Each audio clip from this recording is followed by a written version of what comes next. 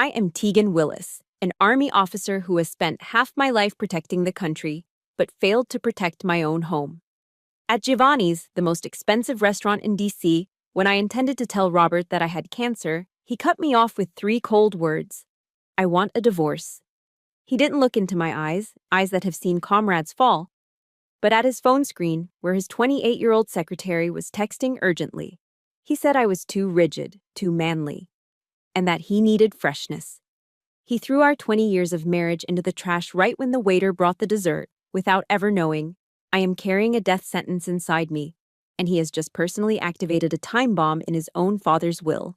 They think I will collapse or beg, but they forget one thing. A soldier never retreats when ambushed. They only change tactics, and my revenge will be colder than any winter in Vermont. Comment, Semper Fi, and subscribe to the channel if you believe traitors never deserve the spoils. This is how I teach my ex-husband his final lesson in honor. The drive from Walter Reed National Military Medical Center to downtown DC usually took 40 minutes, but tonight it felt like seconds. My hands, gripping the steering wheel of my sedan, were trembling. It wasn't the traffic on I-395, it was the manila envelope sitting on the passenger seat. Inside was the pathology report. Stage 2. Aggressive. I needed Robert. For 20 years, I'd been the strong one, the one deploying to combat zones, the one managing household logistics with military precision. But tonight, the lieutenant colonel needed to be just a wife. I parked the car, checked my reflection in the rearview mirror, pale, tired, but composed, and tucked the medical file into my oversized leather tote. Giovanni's was dimly lit, smelling of truffle oil and old money. It was the kind of place where senators made backroom deals and lobbyists courted clients. Robert was already seated at our usual table near the window, swirling a glass of Pinot Noir. He looked impeccable. A bespoke navy suit, a silk tie, and a haircut that probably cost more than a private's monthly salary. He was the picture of a successful DC partner. But as I approached, he didn't stand up. He didn't smile. He checked his Rolex. "You're late," he said, not looking at me. "Traffic was bad near the hospital," I said, sliding into the chair. My knees felt weak. "Robert, I have to tell you something. I went to see the specialist today and—" He held up a hand, silencing me. The gesture was dismissive, cold. "Tegan, stop. Please don't start with the drama. I've had a hell of a day at the firm." He finally looked at me, his eyes scanning my outfit with undisguised distaste. I was wearing my charcoal pantsuit, practical, professional, the armor I wore to the Pentagon. "Is that what you wore to our anniversary dinner?" He sighed, shaking his head. "Look around, Tegan. The other women here. They're wearing dresses. They look soft. Feminine. You look like you're about to court-martial me." I felt a lump form in my throat, choking back the words I had prepared. "I have cancer." The words died on my tongue. "I came straight from work," I managed to say, clutching my napkin under the table to hide the tremors in my hands. "That's the problem," Robert said, leaning back. "It's always work. It's always the mission. Living with you, it's like living with a superior officer, not a wife. I need a woman who knows how to be a woman, someone who brings peace, not intensity." His phone buzzed on the table. He glanced at it, and for a split second, his face softened. It was a look I hadn't seen directed at me in years. "Is that her?" I asked. The intuition that had kept me alive in the field kicked in. "Your secretary, Jessica." Robert didn't deny it. He didn't even have the decency to look ashamed. "She's 26, Tegan. She's full of life. She's fresh. She doesn't look at me with those judging eyes of yours. She makes me feel like a man, not a subordinate." The waiter arrived, placing 2 plates of tiramisu on the table. "Happy anniversary," the young man beamed, oblivious to the fact that he was serving dessert to a corpse. Robert picked up his spoon. "I want a divorce, Tegan. I've already spoken to the lawyers. I want this done quickly and quietly. No scenes, no fighting." He took a bite of the cake, casual as could be. I'm taking Jessica to the Hamptons next week. I want the papers signed before I leave. I need a clean slate. Next week. I stared at the tiramisu. The cocoa powder on top looked like dust. Next week, while he was playing tennis in the Hamptons with a girl young enough to be his daughter, I would be sitting in a chemo chair, poison dripping into my veins, fighting to keep my hair, my dignity, my life. My hand moved to my bag. I could pull out the file right now. I could slam the cancer diagnosis on the table. I could make him stay. Guilt is a powerful weapon. But then I looked at him, really looked at him. He was checking his reflection in the wine glass, fixing his tie. He didn't care. If I told him, he would stay out of pity. He would resent me every day for dying too slowly, for ruining his fresh new life. And I remembered his father, Colonel George Mitchell, a true Marine. I remembered the conversation we had years ago about the trust fund, the morality clause. If that boy ever dishonors his vows, George had said, he doesn't get a dime of my legacy. Robert didn't know. He was so arrogant, so sure of his inheritance, that he had never read the fine print. If I told him I was sick, the divorce might be paused. The clause wouldn't trigger. But if I let him walk away, if I let him abandon me for a mistress while I was dying, he would be digging his own financial grave. A strange calm settled over me. It was the calm of a sniper waiting for the wind to settle. I released the medical file in my bag. I grabbed a pen from my purse instead. I took the white linen cocktail napkin from under my water glass. "You're right, Robert," I said.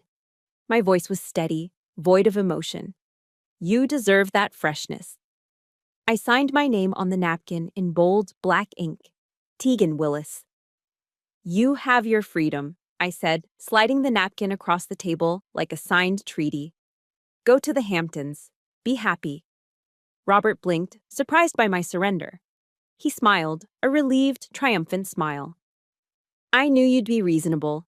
You're always so pragmatic. That's why I married you." He signaled for the check, eager to leave, eager to call Jessica. He stood up, buttoning his jacket. "I'll have the papers sent to the house tomorrow. You'll need to move out, of course. I'm selling the place." He walked away without looking back. He didn't see me sitting there, alone, with an untouched dessert and a terminal diagnosis. He didn't know that by walking out that door, he had just declared war on the wrong soldier.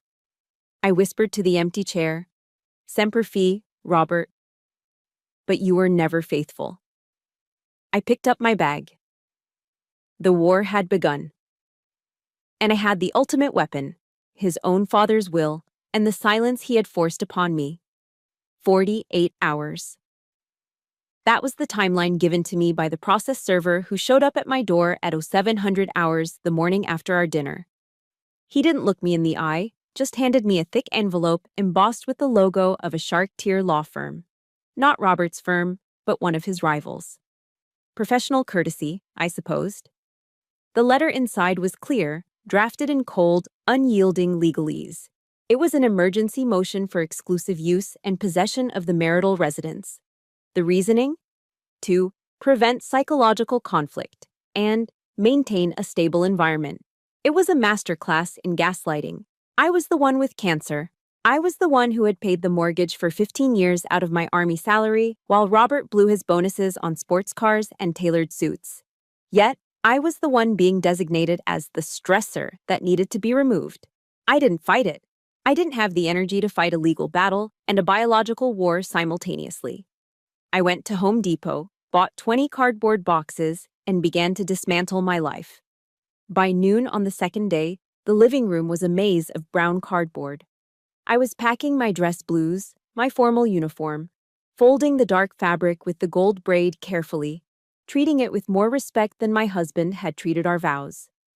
I placed my shadow box, heavy with the Bronze Star and the Meritorious Service Medal, on top of a stack of books. Then, the front door opened. They walked in together. Robert, looking annoyed, and Jessica, looking like she was on a shopping spree. She wasn't wearing business attire today. She was wearing designer yoga pants and an oversized sweater, clutching a Starbucks cup like it was a scepter.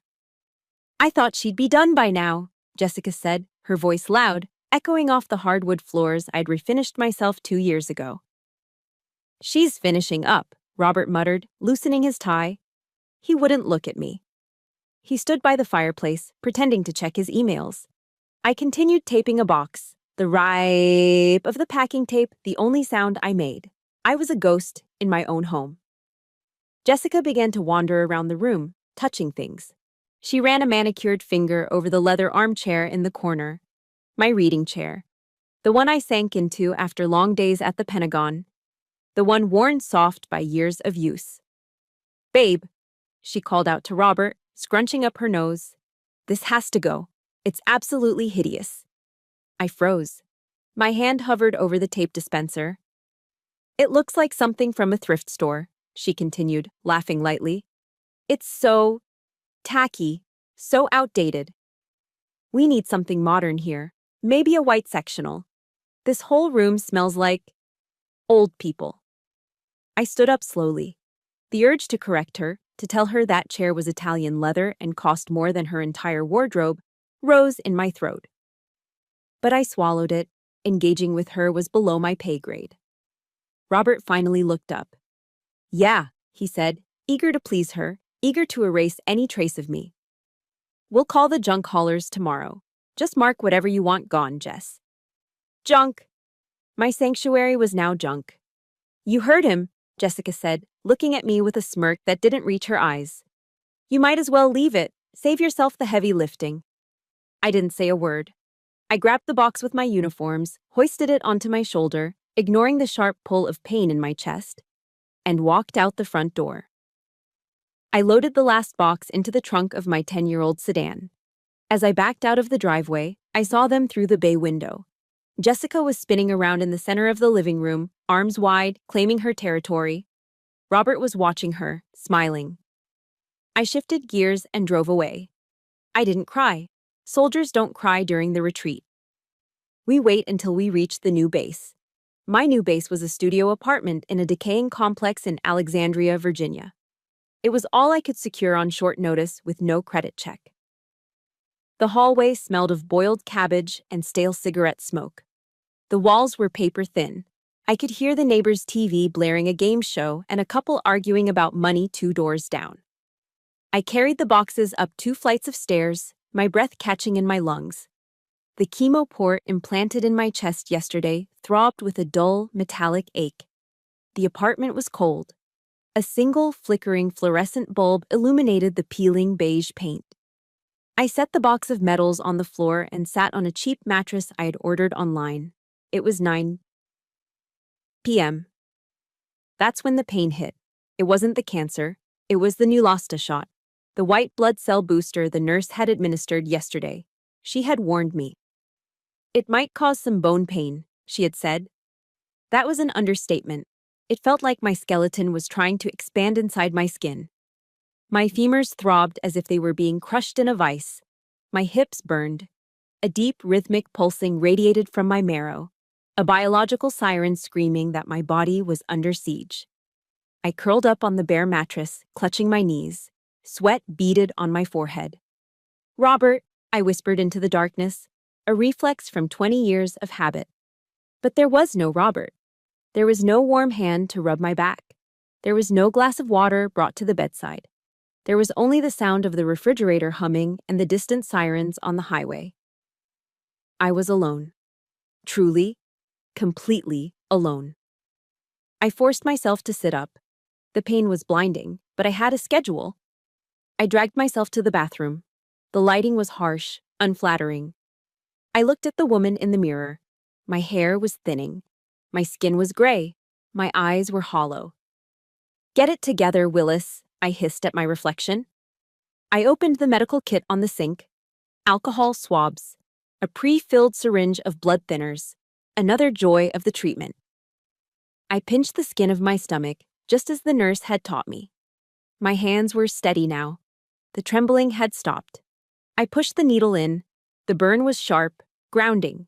It cut through the bone pain, a focused point of agony that I could control. I pushed the plunger down, withdrew the needle, and tossed it into the sharps container. I walked back into the main room. I couldn't sleep. The pain was too loud. I opened the box marked desk. I pulled out a framed photo from our wedding day. Robert and I under the crossed swords of the honor guard. We looked so young, so invincible. I looked at it for a long moment, then placed it face down on the nightstand. The glass made a sharp click against the cheap laminate wood. Then, I reached into my bag and pulled out the large envelope from Walter Reed. I took out the X-ray film of my chest, the one showing the shadow on my lung. I took a piece of blue painter's tape and stuck the X-ray to the wall, right opposite the bed where the wedding photo should have been. This was my reality now. Not the man who betrayed me, not the house I lost, but the enemy inside my chest. I lay back down, staring at the ghostly image of my own ribs under the streetlights filtering through the blinds. The bone pain throbbed, a relentless drumbeat. "You are a soldier, Tegan," I said to the empty room, my voice cracking but firm. "You do not die, not like this, not for them." I closed my eyes and prepared to endure the night. The first battle of the war had been lost, but I was still standing, and tomorrow I would begin to sharpen my knife. They call it the Red Devil. That's the nickname for doxorubicin, the chemotherapy drug dripping into my veins at the Walter Reed National Military Medical Center. It's a bright, terrifying crimson, looking less like medicine and more like engine coolant.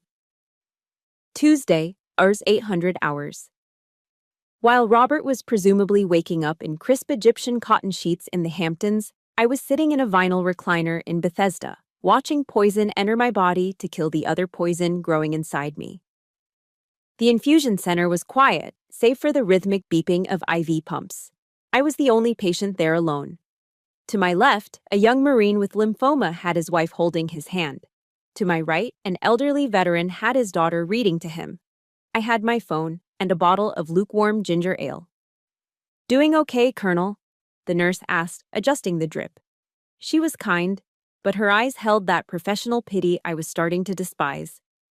"I'm fine," I lied. The metallic taste in my mouth, like I had been sucking on old pennies, was already starting. The drive home was the real battle. Navigating I-495 traffic while nausea rolled over me in waves required more focus than any tactical operation I'd ever planned. My 10-year-old sedan had no shocks, and every pothole felt like a physical assault. I made it as far as the parking lot of my shabby apartment complex before I lost the fight.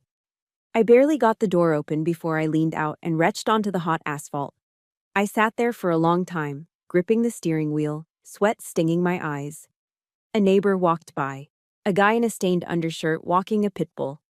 He stared at me, then looked away, disgusted. I wanted to yell, "I'm a lieutenant colonel in the United States Army, I matter." But I didn't have the breath. I just wiped my mouth with a fast food napkin and dragged myself upstairs. 2 weeks later, the fallout truly began. I was in the shower when it happened. I ran my hands through my hair to rinse out the shampoo, and when I pulled them away, they were covered in wet, blonde clumps. I stared at my hands, the water mixing with tears. I didn't know I was crying. It wasn't just hair. It was my armor. It was the last thing that made me feel like me. I turned off the water and stepped out, dripping wet, shivering in the drafty bathroom. I looked in the mirror. Patchy. Mange-ridden. Defeated. I didn't think. I couldn't let the cancer take it piece by piece. That was a surrender. I opened the cabinet and found Robert's old electric beard trimmers, one of the few things he'd forgotten to pack. I plugged them in. The buzz was loud in the small, tiled room. Bzzzt. The first pass took a strip right down the middle. I looked like a reverse mohawk. Bzzzt. The sides. Bzzzt. The back. 10 minutes later, Tegan Willis was gone. A stranger stared back at me. Her scalp was pale, vulnerable. Her eyes looked too big for her face. I looked like a chemo patient.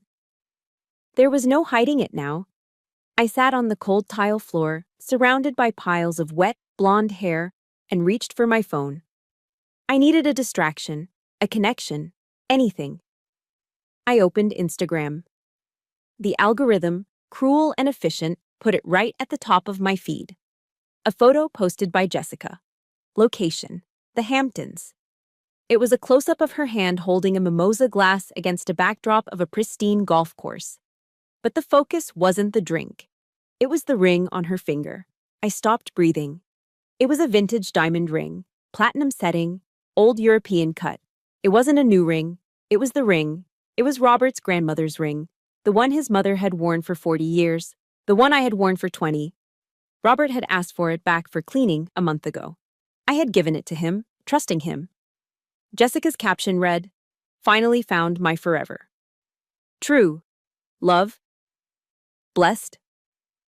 Heirloom. Upgrade. Upgrade." She was calling herself an upgrade while wearing my history on her finger. She was drinking champagne while I was bald and vomiting in a bathroom in Virginia. I felt a vibration in my hand. A text message popped up from Brenda, a mutual friend from the Officers' Wives Club. I hadn't heard from her in weeks. Brenda. "Hey Tegan, I just wanted to give you a heads up. Robert was at the club yesterday. He's telling everyone you guys split because you're having some kind of mental breakdown. He said you're menopausal and unstable and that he feared for his safety. Just thought you should know." My vision blurred. It wasn't the tears this time. It was pure, unadulterated rage. He wasn't just leaving me. He was rewriting history. He was painting me as the crazy ex-wife to justify his affair. He was using my age, my biology, my service-induced stress against me. He was stripping me of my reputation just as the chemo was stripping me of my hair. This is the moment where I ask you, have you ever been kicked while you were down? Have you ever watched someone steal your life while you were fighting to survive? If you are on my side in this war, please hit that like button right now. It helps more than you know, and leave a comment saying, "I stand with Tegan," so I know I am not fighting in this trench alone. Your support is the only army I have left. I looked at the phone screen, Jessica's perfect manicure, the stolen ring, Brenda's pitying text.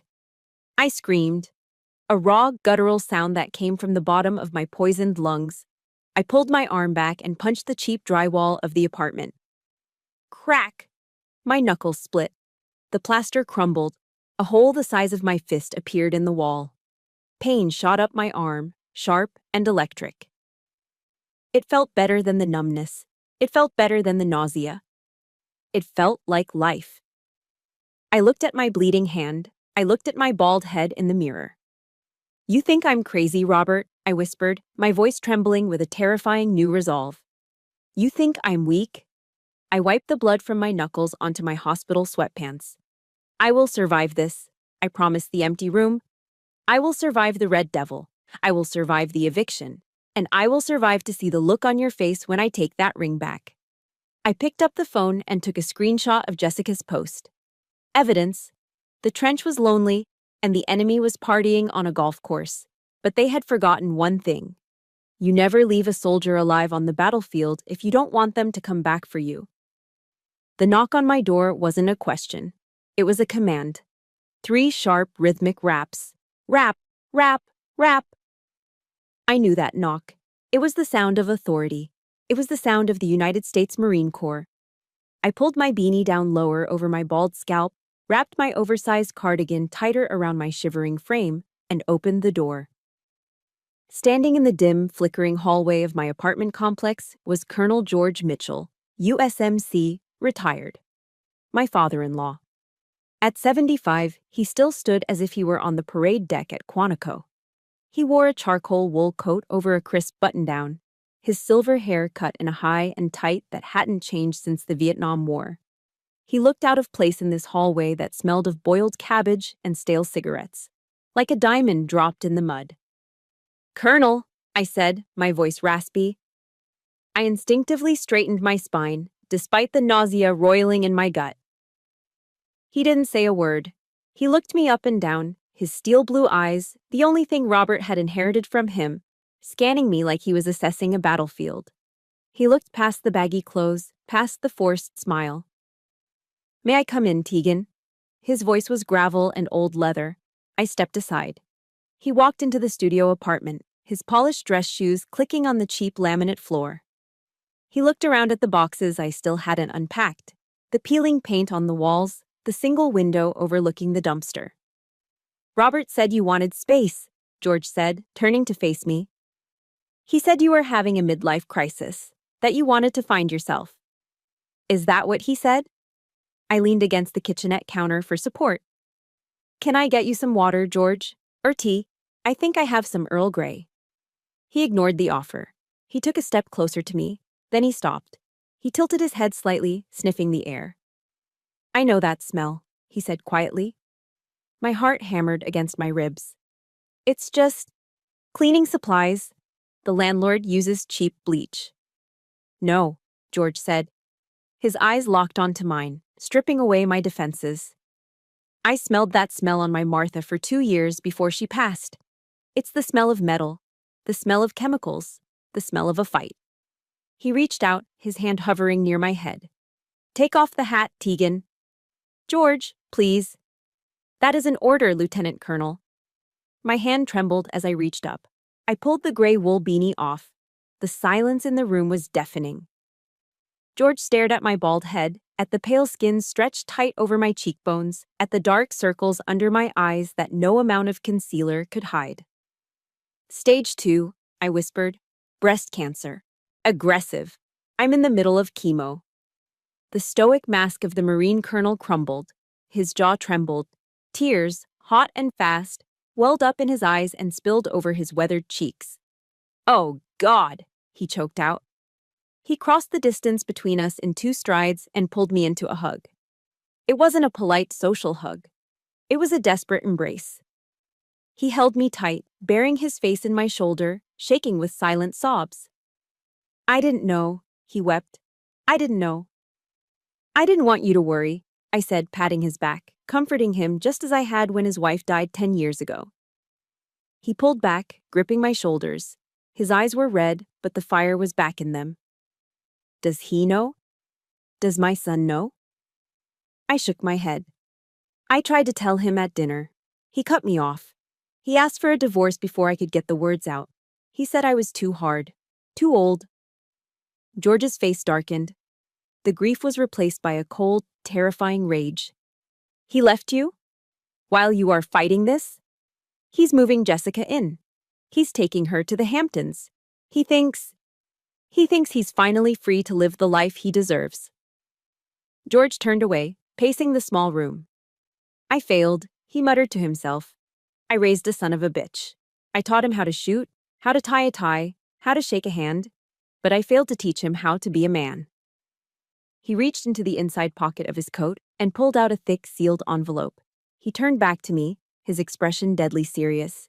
Tegan, listen to me closely. Robert thinks I'm senile. He thinks I'm just an old ATM machine waiting to expire so he can cash out. George tapped the envelope against his palm.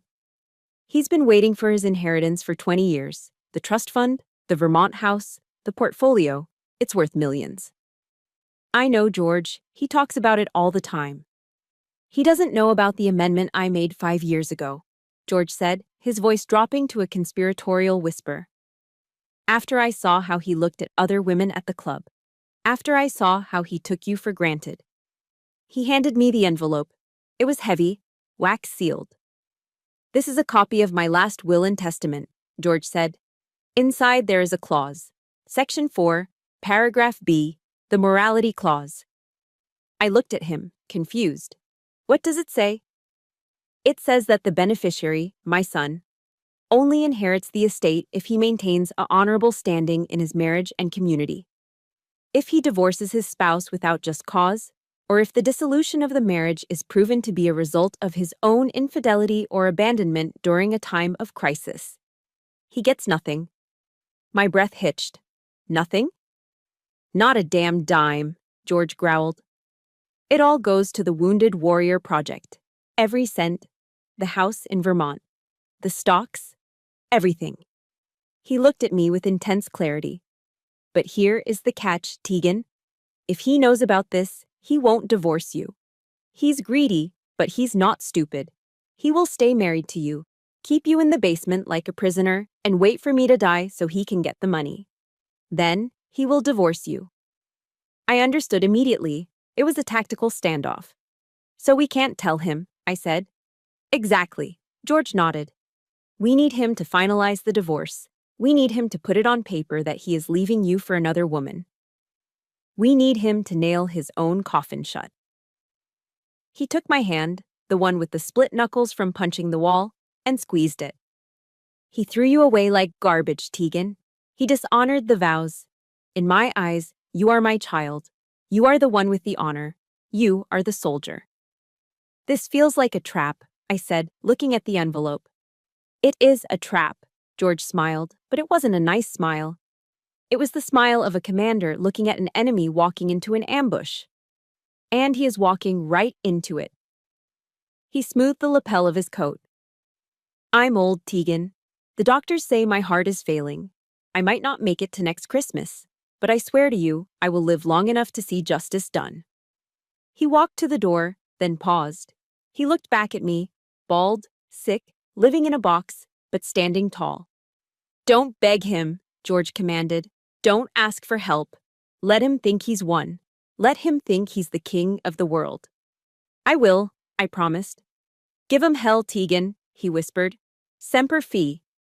Semper Fi, Dad. He closed the door. I heard his footsteps fade down the hallway. I looked down at the envelope in my hands. It wasn't just paper. It was a weapon. Robert had the youth, the money, and the mistress. But I had the general. I walked over to the wall where my X-ray was taped. I slid the envelope behind a loose floorboard under my bed. Go ahead, Robert, I said into the silence. Dig your grave. I've got the shovel right here. The notifications on my phone were relentless. Ding, ding, ding. I was lying in my rented studio, nursing a cup of herbal tea that did nothing to settle the chemical nausea in my stomach. It had been 3 days since my hair fell out.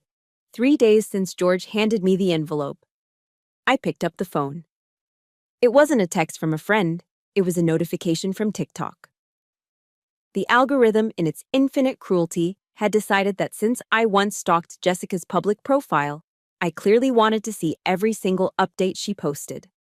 The caption read, Vermont Reno, turning this gloomy dungeon into a chic farmhouse dream. Demo day. Vermont life. New chapter. My stomach dropped. I tapped the screen. The video opened with Jessica's face, filtered to perfection, beaming at the camera. She was wearing a white hard hat that looked ridiculous on her, paired with pristine designer overalls that had clearly never seen a day of labor. Hey guys, she squealed, her voice grating against my headache. So we are finally at the cabin in Vermont.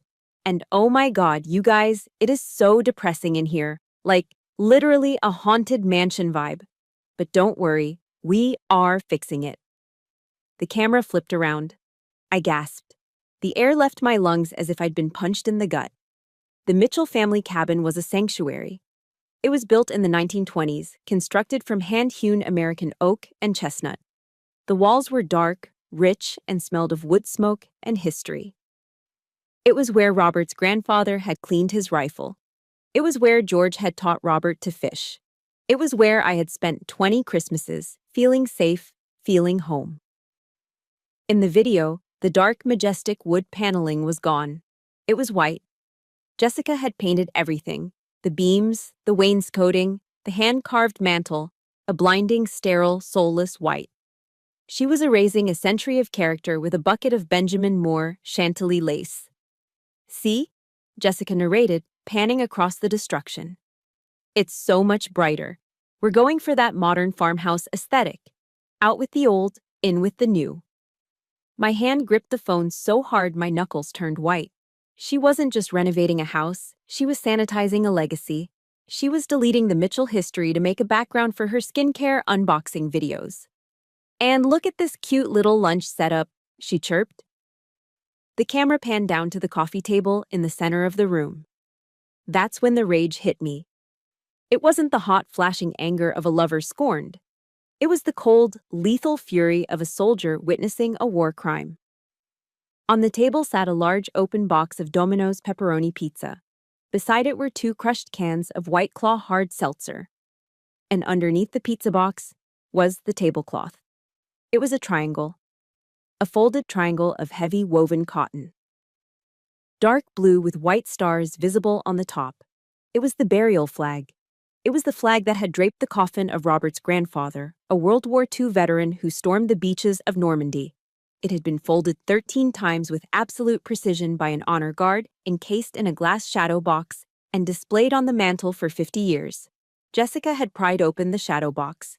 She had taken out the sacred symbol of a soldier's ultimate sacrifice, and she was using it to catch the grease from her cheap pepperoni pizza. Sacrilege, I whispered, the word hissing through my teeth. I saw a grease stain blooming on the white star. I saw the condensation ring from the White Claw can soaking into the blue field. In the military, we are taught that the flag is a living thing. You never let it touch the ground. You certainly don't use it as a coaster for your trashy lunch. I took a screenshot. Then another. I recorded the screen. My hands were steady now. This wasn't just bad taste. This was desecration. This was the proof that Robert had lost all control, all honor. He was allowing this airhead to wipe her feet on his ancestors' graves. Just as the video looped back to the beginning, a text message banner dropped down from the top of the screen. Sender, Robert. I switched apps, my heart pounding a rhythm of pure adrenaline. Robert, I see you haven't signed the quitclaim deed for the Vermont house yet. I need that property liquid, Tegan. I'm giving you until Friday. If I don't have your signature, I'm removing you from the firm's health insurance policy. Open enrollment is closed. Good luck paying for your treatments out of pocket. I stared at the screen. He knew. He knew the chemo cost $20,000 a session. He knew that without that insurance, I would be bankrupt in a month and dead in 6. He was weaponizing my survival. He was holding a gun to my head, or rather, a gun to my immune system, to get me to sign away the very house his mistress was currently destroying. He thought I would panic. He thought I would see the whitewashed walls and the threat of medical bankruptcy, and I would fold. He thought I was the same woman who sat silently at Giovanni's. He was wrong. I looked at the screenshot of the pizza grease on the burial flag. I looked at the threat to cut off my life support. I dialed a number, not Robert's. I called the shark of a divorce lawyer I had hired, a woman named Helen who had a reputation for eating narcissists for breakfast. Tegan, Helen answered on the second ring. Is everything all right? No, I said. My voice was low, devoid of fear. He just threatened to cut my insurance if I don't sign the house over. That's illegal, Helen said instantly. That's a violation of the status quo order. We can file an emergency motion. No, I interrupted. Let him threaten. I have something better. What do you have? I have him letting his mistress use a World War II burial flag as a placemat for Domino's Pizza, I said. And I have him destroying the value of a historic asset. Silence on the line. Then Helen let out a low whistle. Oh, a jury in Virginia is going to hate him. We are not selling the Vermont house, Helen, I said, staring at the white walls on my screen. I don't care if he threatens to cut off my oxygen. We are not settling. We are not negotiating. What are your instructions, Colonel? Helen asked, her tone shifting from advisor to soldier. I looked at the X-ray on my wall. I thought of George weeping in my arms. I thought of the grease stain on the star. Hold the line, I commanded. We are going to take everything. I want the house, I want the portfolio, and I want him to watch us take it. Understood, Helen said. I'll draft the response. Semper Fi, Tegan. Semper Fi. I hung up the phone. I looked at the text from Robert one last time. Good luck paying for your treatments. I won't need luck, Robert, I said to the glowing screen. I have your father. And now, thanks to your girlfriend, I have the flag. I saved the screenshot into a folder named Ammo. The invasion of Vermont was an insult, but it was also a tactical error. They had exposed their flank, and I was going to make them bleed for every inch of white paint they slapped on those walls. The courier looked uncomfortable standing in the hallway of my apartment complex. He was wearing a uniform that was cleaner than the walls surrounding him, holding a large rigid envelope with both hands like it was a diplomatic pouch. Tegan Willis, he asked, eyeing the peeling paint on my door. That's me, I said, signing the digital pad. He handed me the envelope. It was heavy. Cream-colored cardstock, thick enough to be used as shingle. My name was calligraphed on the front in gold ink. Not a label, hand calligraphed. That alone cost more than my weekly grocery budget. I closed the door and sat on the edge of my mattress. I ran a finger under the wax seal, a custom monogram, M and J. I pulled out the card. It was a masterpiece of pretension. Heavy letterpress, gold foil edges, font that screamed old money, even though the intentions behind it were cheap. The future Mr. and Mrs. Robert Mitchell request the honor of your presence at an engagement and housewarming celebration. Location: the Mitchell Estate, Vermont. Dress code: black tie. Optional. I stared at the words, the future Mrs. Mitchell. We weren't even divorced yet.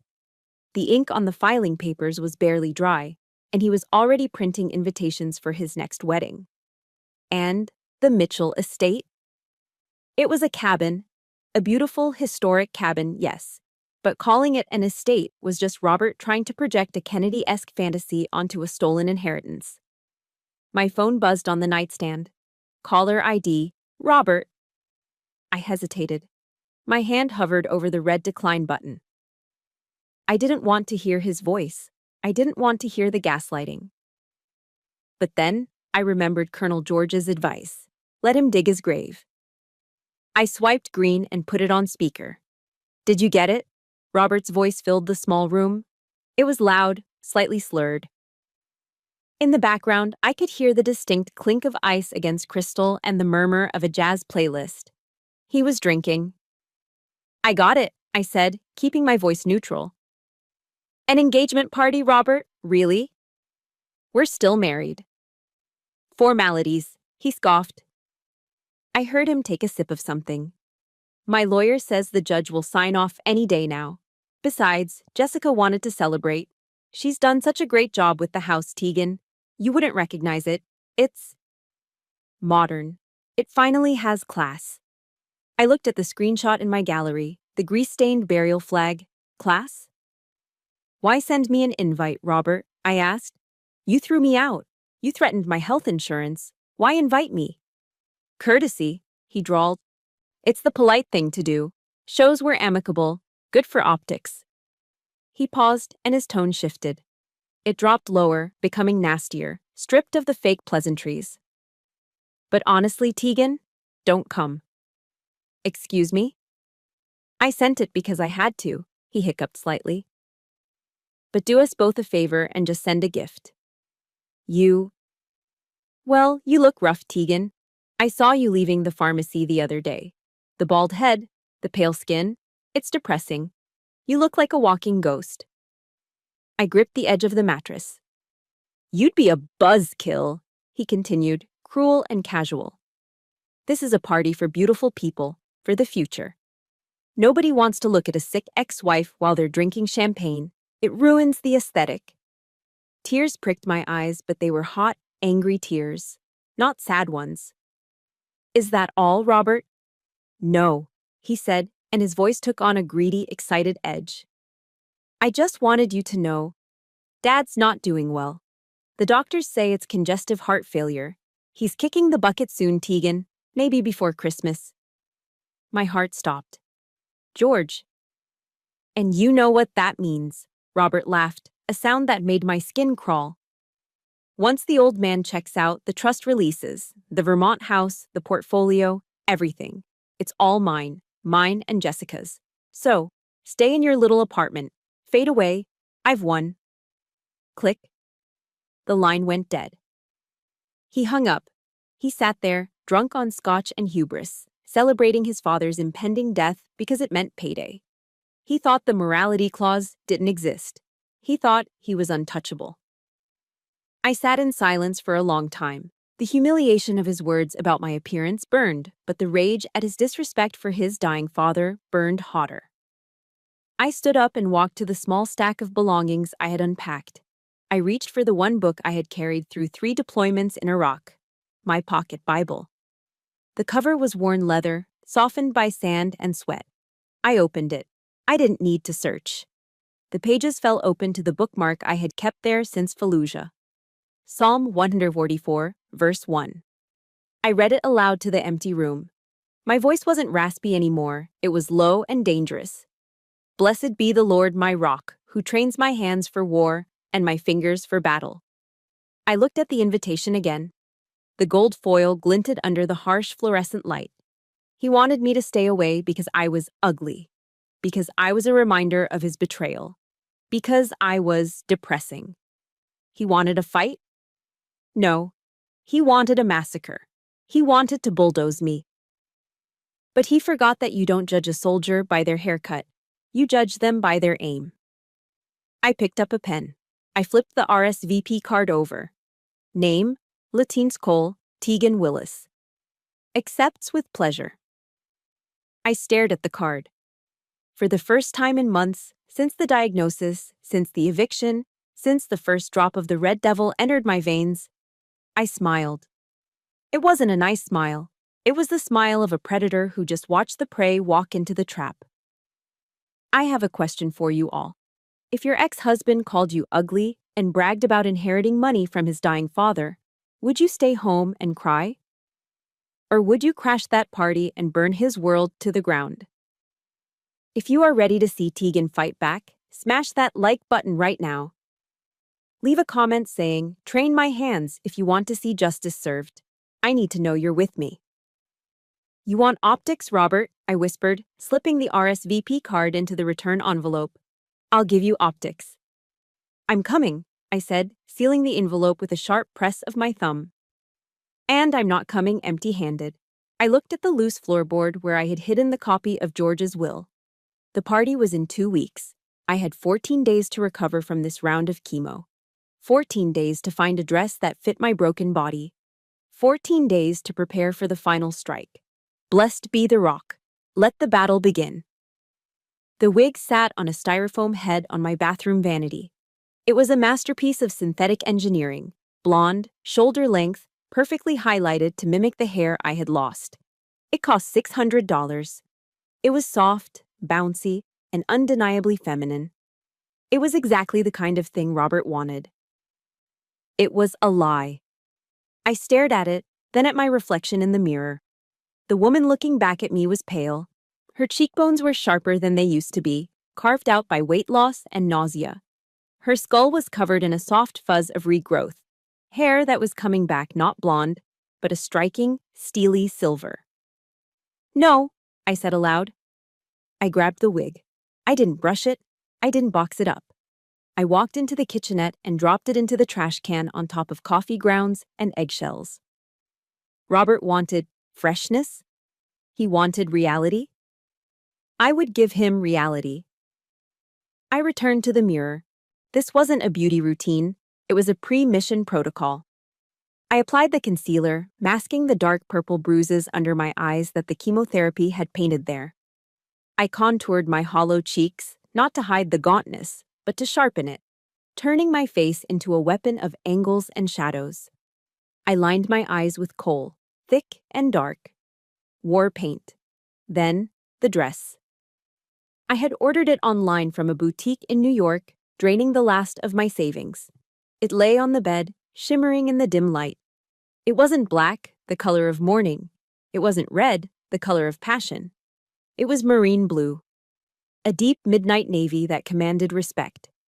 I stepped into the silk, wincing as the fabric brushed against the tender skin around my chemo port, the plastic device implanted in my chest that connected directly to my jugular vein. The dress had a high neckline that concealed the port perfectly, while the back plunged low, revealing the muscles I'd built over 20 years of service. I zipped it up. It fit like armor. I slipped on my stilettos. They were 4 inches high, sharp enough to puncture a lung. I grabbed my clutch, checked for my phone, my lipstick, and my pain medication. I was no longer Tegan the victim. I was Lieutenant Colonel Willis, reporting for duty. With my armor in place, I drove straight to the nursing facility where George was staying. The hallway was quiet, smelling of antiseptic and lavender. And the click of my heels echoed sharply on the linoleum as I approached his room. George was sitting in his wheelchair by the window, looking out at the gray sky. He looked frailer than the last time I saw him. The heart failure was taking its toll, stealing the breath from his lungs bit by bit. "Colonel," I said softly. He turned. His eyes widened as they took in the silver hair, the blue dress, the steel in my spine. He didn't see a sick woman. He saw a soldier in dress blues. "My God," he whispered, a smile breaking through his oxygen mask. "You look dangerous, Tegan." "That's the plan, sir." He reached into the pocket of his cardigan and pulled out a thick manila envelope. The same one he had shown me weeks ago. The copy of the will. The death warrant for Robert's future. I had my lawyer notarize the timestamp on the morality clause. George wheezed, his hand shaking as he held it out. "Just in case Robert tries to contest it later, it's bulletproof." I took the envelope. It felt heavy in my hands, heavier than any rifle I had ever carried. This was George's legacy. It was his life's work, and he was entrusting me to detonate it. "He thinks you're dying, George," I said, my voice tight. "He called me drunk. He's celebrating it." A shadow crossed George's face, but he nodded slowly. "I know. Let him celebrate. It makes the fall that much harder." He gripped my hand with surprising strength. His skin was paper-thin, cold to the touch. "Tegan," he rasped, "tonight is not about money. It's about honor. It's about teaching that boy that actions have consequences. He thinks he can throw people away. Show him he's wrong." "I will." "Give him hell, Tegan," he commanded, his eyes burning with that old Marine Corps fire. "Yes, sir. Give him hell." I kissed his forehead. It felt like saying goodbye. I turned and walked out, clutching the envelope against my chest. I didn't look back. I couldn't. I marched straight to my car, tossed the envelope onto the passenger seat, and turned my sights toward the highway. The drive to Vermont usually took 5 hours, but tonight, nature had decided to join the war effort. By the time I hit the Massachusetts border on I-91 North, the sky had turned a bruised purple, and the first flakes of the nor'easter began to fall. Within an hour, it wasn't just snow. It was a blinding sheet of sleet and ice whipping across the highway sideways. My 10-year-old sedan rattled as the wind buffeted it. The heater struggled to keep the windshield from freezing over. My wipers slapped back and forth, thwack, thwack, thwack, fighting a losing battle against the storm. Most cars had pulled over, the highway becoming a graveyard of hazard lights blinking on the shoulder. But I kept driving. My knuckles were white on the steering wheel. The bone pain in my legs flared up, a dull ache that synchronized with the thumping of the tires. A voice in my head whispered to turn back, reminding me that I was sick, tired, and in danger. I thought of Jessica's video, the pizza grease on the flag. I thought of Robert's laugh telling me I looked like a ghost. "Not tonight," I said to the storm. "I am not a ghost. I am the storm." I pressed the accelerator. The car fishtailed slightly on a patch of black ice, but I corrected it, steering into the skid with muscle memory honed from years of driving Humvees in bad terrain. I drove for 3 hours through the whiteout. The isolation was total. It was just me, the headlights cutting through the swirling snow, and the envelope on the passenger seat. Finally, the GPS chimed. Destination approaching on the right. I slowed down. The entrance to the Mitchell estate, my old cabin, loomed out of the darkness. Robert had installed new gates, huge, wrought iron monstrosities that looked ridiculous against the rustic Vermont woods. They were wide open. Through the trees, I could see the house. It was blazing with light. Every window was illuminated. Expensive cars, Range Rovers, Porsches, Mercedes, lined the long driveway, their hoods already dusted with snow. I pulled my battered sedan up to the valet stand. The valet, a teenager shivering in a parka, looked at my car with confusion. It was rusted, covered in road salt, and made a distinct rattling noise compared to the luxury fleet behind me. I killed the engine. The silence was sudden and heavy. I checked the mirror one last time. The silver hair was sleek. The war paint was perfect. The eyes were cold. I grabbed the envelope. I grabbed my clutch. I opened the car door and stepped out into the freezing wind. The cold bit through the thin silk of my dress, but I didn't shiver. The fire inside me was burning too hot. I walked toward the front door, the sound of jazz music and laughter spilling out into the night. They were warm. They were happy. They were oblivious. I was the enemy at the gates, and I had just breached the perimeter. The heavy oak door of the cabin swung open, carrying with it a gust of freezing wind and swirling snow that cut through the warm, perfumed air of the party like a knife. I stepped across the threshold, my stilettos clicking sharply on the hardwood floor. The same floor Jessica had painted a soulless, blinding white. The room was packed with DC's social climbers, junior partners from Robert's firm, and a handful of hangers-on who would drink anyone's champagne. A live jazz quartet was playing softly in the corner, providing a soundtrack to the laughter and the clinking of crystal. But as the cold wind swept through the room, the laughter died. Heads turned. Conversations halted mid-sentence. The jazz band trailed off into an awkward silence. I stood in the entryway, the snow melting on my shoulders, the marine blue silk of my gown shimmering under the chandelier. I knew what they saw. They didn't see the Tegan they expected, the frantic, abandoned wife in a pantsuit. They saw a woman with silver hair cropped close to her skull, wearing war paint on her eyes and a dress that clung to her like a second skin. "Is that Tegan?" someone whispered near the buffet table. "My God, look at her hair," another murmured. I didn't look at them. My eyes scanned the room until they locked onto the target. Robert was standing by the whitewashed fireplace, a glass of scotch in one hand and Jessica's waist in the other. He looked flushed, happy, the king of his little stolen castle. Jessica was wearing a white cocktail dress that looked suspiciously bridal, the vintage diamond ring flashing on her finger. Robert dropped his hand from Jessica's waist. His mouth fell open. The color drained from his face, leaving him looking gray and old. He set his glass down on the mantel, right where the flag case used to be, and rushed toward me, his movements jerky and uncoordinated. "What the hell are you doing here?" he hissed, grabbing my arm. His breath smelled of expensive scotch and fear. "I told you not to come. You're making a scene." I looked down at his hand on my arm, then up at his eyes. My expression didn't change. "Unproliferate, Robert, or I will break your wrist." He flinched, releasing me as if I were red-hot metal. "Get out," he whispered furiously, glancing over his shoulder at his guests. You look like a freak. Go back to your hole, Tegan. Don't ruin this for me." Jessica appeared at his elbow, looking me up and down with a sneer that twisted her pretty face. "Oh, wow," she laughed, her voice shrill in the quiet room. "Did you escape from the ward? You look intense. Robert, call security." "There is no security, Jessica," I said, my voice projecting clearly across the room without shouting. "This is a private residence, and since my name is still on the deed, I have every right to be here." I stepped around them. The crowd parted for me, a mixture of fear and fascination in their eyes. I walked straight to the small raised platform where the jazz band was set up. The lead saxophone player looked at me, terrified, and stepped back. I reached out and took the vintage microphone from the stand. Screech! The feedback pierced the room, making half the guests cover their ears. It was an ugly sound, but it demanded attention. "Good evening, everyone," I said.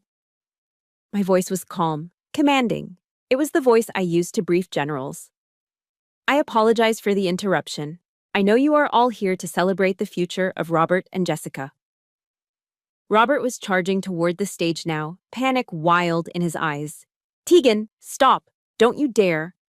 "But," I continued, "I felt it was important to bring a gift, a housewarming gift, to clarify exactly whose house you are warming."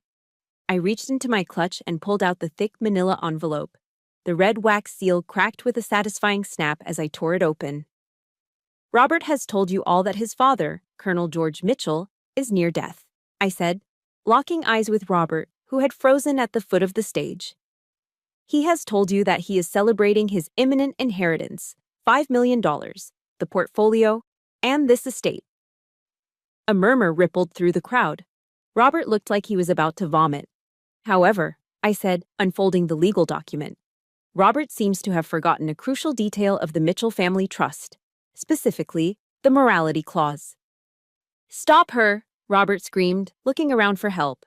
"She's crazy. She's on drugs." "Section 4, paragraph B," I read, my voice cutting through his shouting. "In the event that the primary beneficiary dissolves his marriage due to his own infidelity, abandonment, or dishonorable conduct, he shall be immediately disqualified from the estate."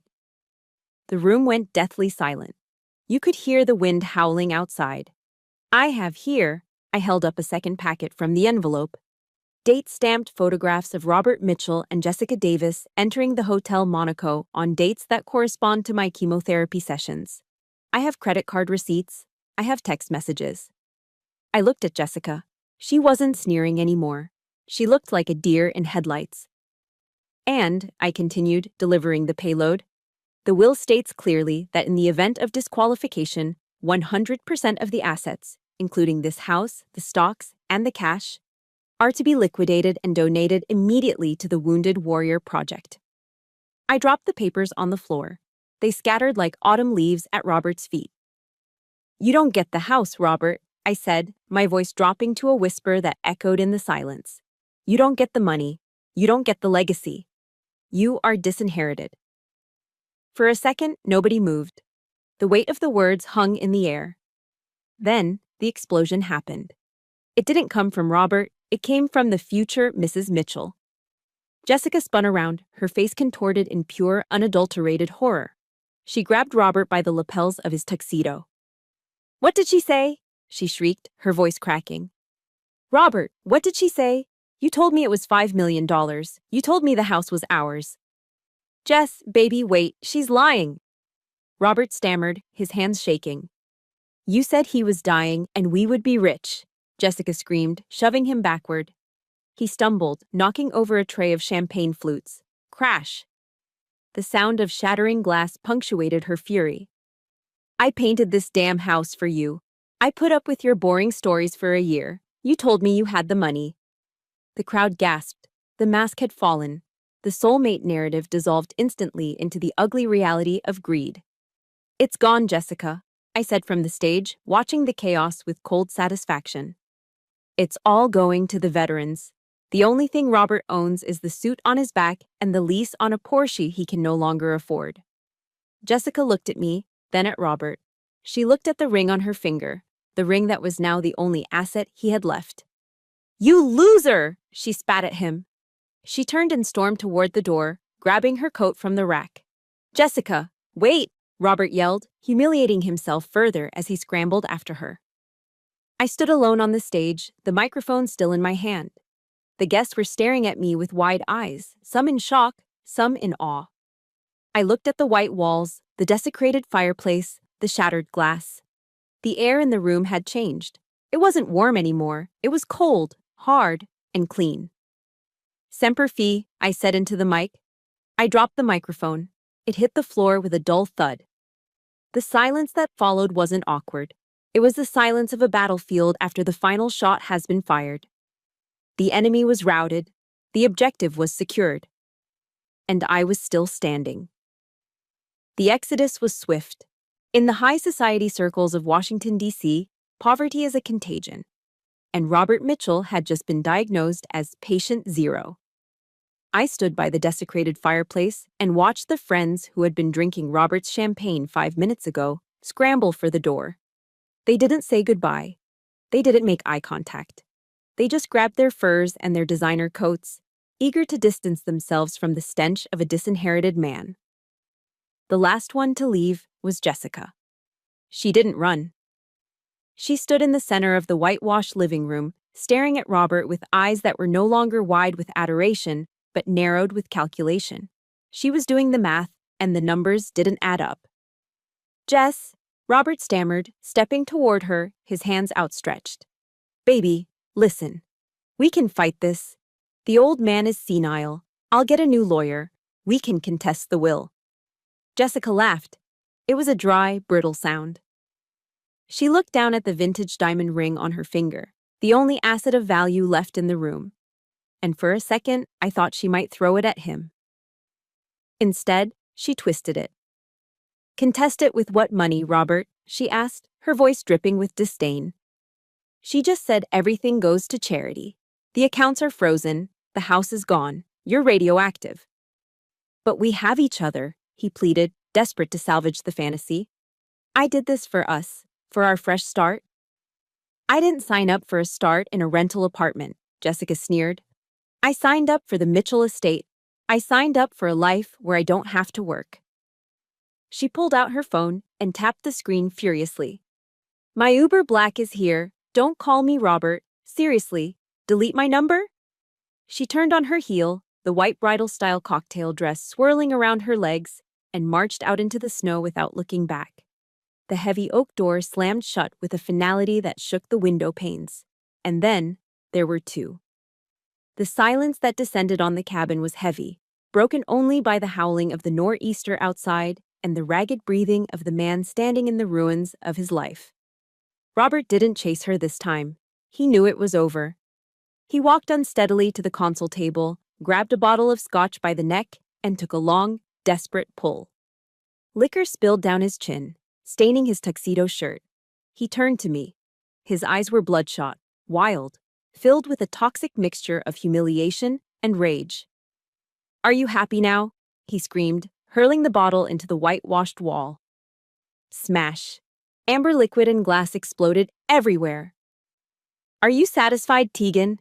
You vindictive witch." I didn't flinch. I stood perfectly still in my blue silk gown, watching him unravel. "You planned this," he spat, stalking toward me. "You waited until tonight. You waited until everyone was here. You wanted to humiliate me. You wanted to destroy my life because I stopped loving you."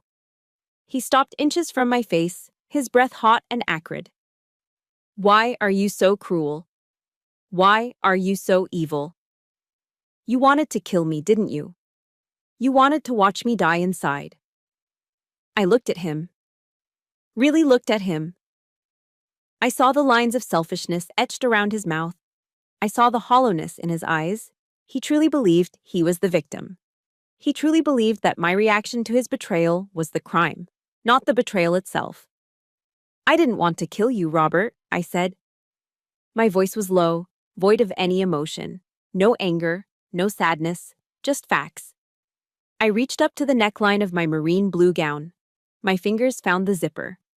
"And I'm not the one dying." I pulled the silk fabric down, exposing my left shoulder and the upper part of my chest. Robert recoiled as if I had pulled a knife. There, just below my collarbone, the skin was pale and translucent, and protruding from underneath it was a hard, plastic lump. The port-a-cath. The device was ugly, surrounded by fresh, yellow-purple bruising from yesterday's infusion. A thin, terrifying tube ran from the port, tunneling under my skin directly into my jugular vein. It was the mark of the beast. The mark of cancer. Robert stared at it. His eyes bulged. His mouth opened and closed, but no sound came out. "Stage 2, I said, tracing the bruise with my finger. "Invasive ductal carcinoma. Aggressive. I started chemotherapy the week you served me with the eviction notice." "No," he whispered, shaking his head. "No, that's not true." "I tried to tell you," I continued, my voice hard as granite. "At Giovanni's. I had the file in my bag. I started to speak. But you cut me off. You told me I was too rigid. You told me I wasn't fresh enough. You ordered dessert while I was trying to tell you I was fighting for my life." The reality hit him like a physical blow. His legs gave out. He collapsed onto the floor, amidst the shattered glass and the spilled scotch. He looked up at me, and the arrogance was gone. In its place was a terrified, pathetic child. Tears streamed down his face, mixing with the sweat and the alcohol. "Tegan," he choked out. He reached for the hem of my dress with a trembling hand. "Oh my God, I didn't know. Baby, I swear, I didn't know."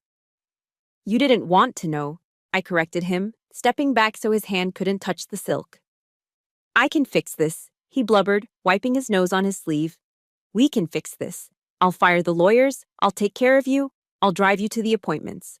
Please, Tegan, don't leave me here. Not like this. I'm sorry. I'm so sorry." He was begging. The man who had mocked my appearance on the phone, the man who had threatened to cut off my health insurance, the man who had let his mistress use his father's flag as a napkin, was now on his knees, begging for salvation. But he wasn't crying for me. He was crying because he was alone. He was crying because he was broke. He was crying because he needed a nurse, not a wife. I looked down at him. I felt a strange sensation in my chest. I waited for the pity to come. I waited for the old love, the 20 years of history, to soften my heart. But there was nothing. just a cold, clean emptiness. I looked at the port in my chest, then back at him. "You aren't sorry you hurt me, Robert," I said. "You're sorry you lost the money." "No, no, I love you," he screamed, clutching at the air where I'd been standing. "It's too late," I said. "The Tegan you married? The one who would have forgiven you? She died in that apartment in Virginia when she had to shave her own head alone." I pulled my dress back up, covering the scar, covering the port. I adjusted my clutch. "I have a long drive back," I said. "And I have chemo on Tuesday. Unlike you, I have a battle to win." I turned my back on him. "Tegan, wait," he wailed, his voice breaking. "Semper Fi. You said Semper Fi. Always faithful. You promised." I stopped at the door. The wind was howling louder now, eager to rush in and freeze the rot inside this house. I looked over my shoulder. He was a heap of black tie and misery on the floor. "Semper Fi, Robert," I whispered. "But you were never faithful." I opened the door and walked out into the storm. The snow hit my face, cold and sharp. But it felt good. It felt like baptism. I left the door wide open behind me, letting the winter claim the house, the memories, and the man who had tried to bury me. Clang, clang, clang. The sound of the brass bell mounted on the wall of the Walter Reed Infusion Center was the sweetest sound I had ever heard. It echoed through the sterile hallway, louder than the beeping monitors, louder than the hushed conversations of doctors. "Way to go, Colonel," a young nurse cheered, wiping a tear from her eye.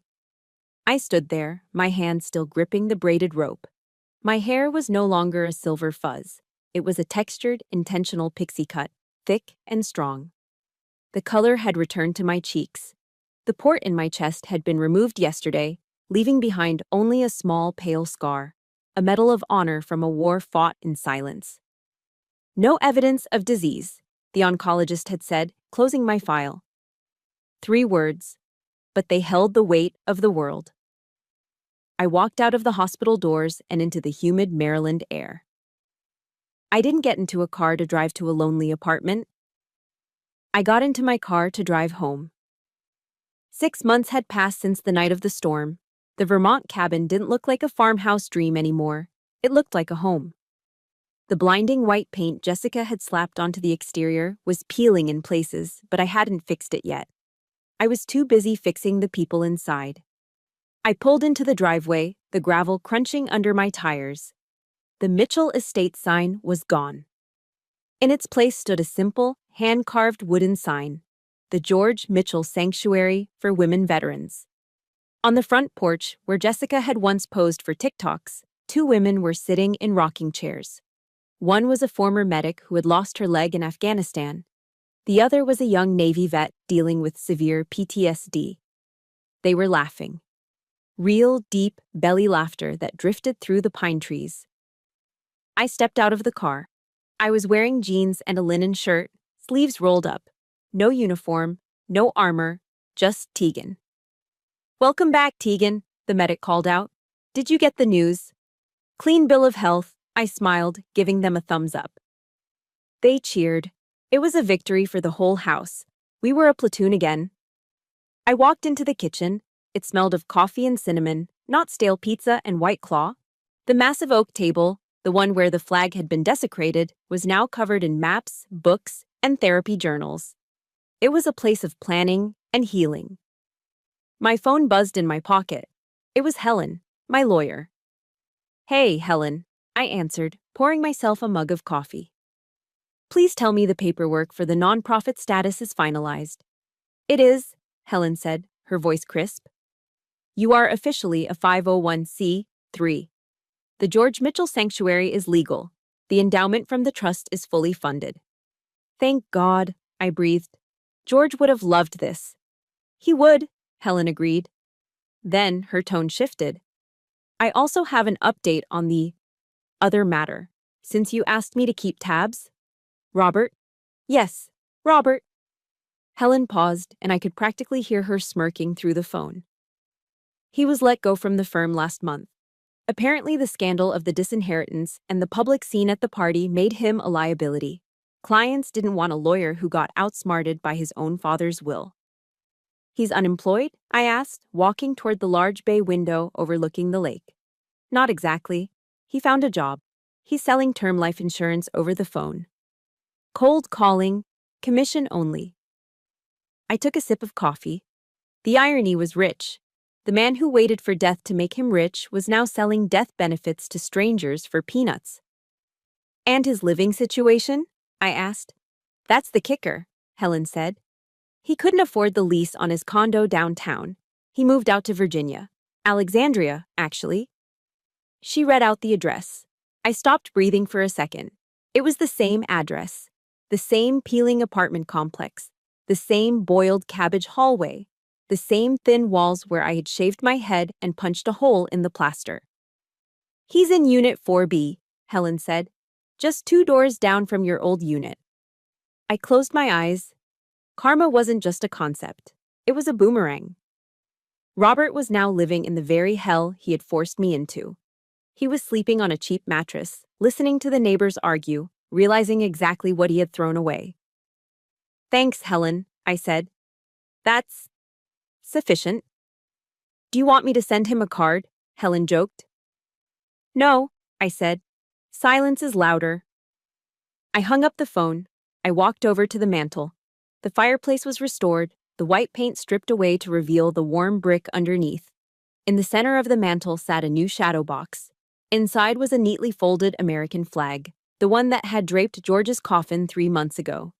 He had passed away peacefully in his sleep just weeks after I took over the house.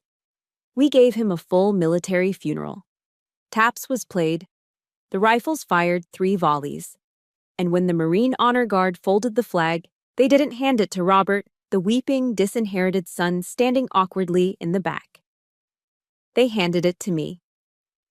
Next to the flag lay his Navy Cross, and a small handwritten note he had left for me in the envelope that night.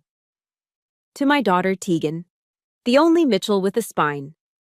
Keep the fire burning. I touched the glass of the shadow box. I'm keeping it burning, Dad, I whispered. I walked out the back door, down the stone path to the edge of the lake. The summer sun was setting, painting the water in shades of gold and violet. The air was warm on my skin. I took a deep breath, filling my lungs that were clear, healthy, and free. I thought about the woman who had signed that napkin at Giovanni's. She was scared. She was broken. She thought her life was over. She was wrong. Her life was just beginning. I didn't need a husband to define me. I didn't need a wig to make me beautiful. I didn't need an apology from a man who couldn't understand the word honor. I had my sisters in arms inside that house.